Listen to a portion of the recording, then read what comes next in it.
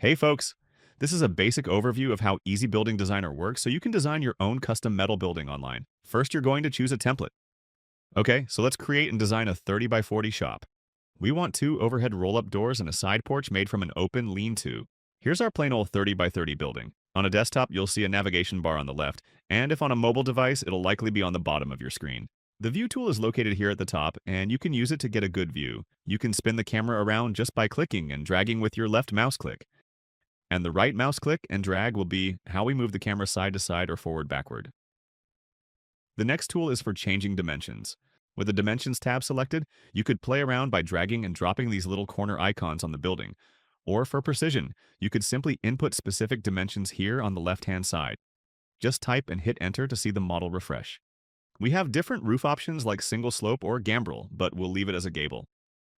You could click the next button here to move forward, or just select the Edit tab where you'll select your colors, and overhang and wainscot.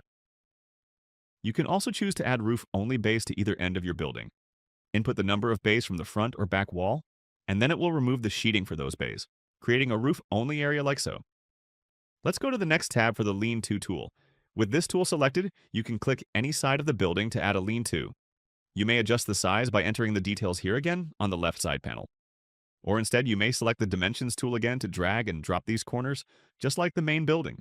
So here I'm making it flush to the roof by just dragging it up. Or I can offset it shorter.